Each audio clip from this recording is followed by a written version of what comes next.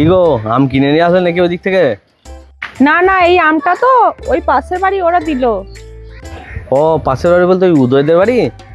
হ্যাঁ হ্যাঁ, ওই উদয়দের বাড়ি থেকেই ওরাই খেতে দিল।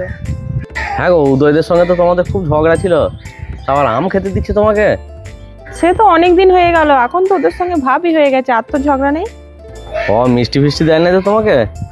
না না, মিষ্টি ফিষ্টি খেতে দেয়নি, শুধু এই একটা আমই খেতে দিল। ও আচ্ছা আচ্ছা, এখনকার দিনকাল তো খুব খারাপ, মানুষ মানুষের সঙ্গে কাউরি ভাব থাকে না। আবার যদি কারোর সঙ্গে ঝগড়া হয়ে থাকে, সেই বন্ধুত্ব কোনোদিন হয় না গো। মিষ্টির ভেতর বিষ ভরে দেবে, তুমি খাবে খেয়ে মরে যাবে, বুঝতেই পারবে না গো। ওই জন্যই জিজ্ঞেস করছি মিষ্টি দিয়েছে কিনা। না না, তাই কোনোদিন হয় নাকি? না না, তোমাকে তো মিষ্টি দেয়নি, মিষ্টি হলে একটা ভয় ছিল।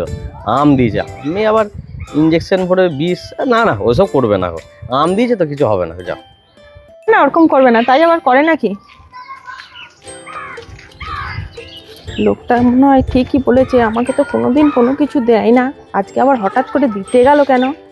এর ভেতর তো বিষও ঢুকিয়ে দিতে পারে। আমি বাবা খাবো না, ফেলে দিই ওকে। আমটা তো ফেলে দিয়ে এলাম, আমটা তো যদি বিষ থাকে তাহলে তো কেউ খেলে সে তো মরে যাবে, আবার পশুতে খেলে সেও তো মরে যাবে।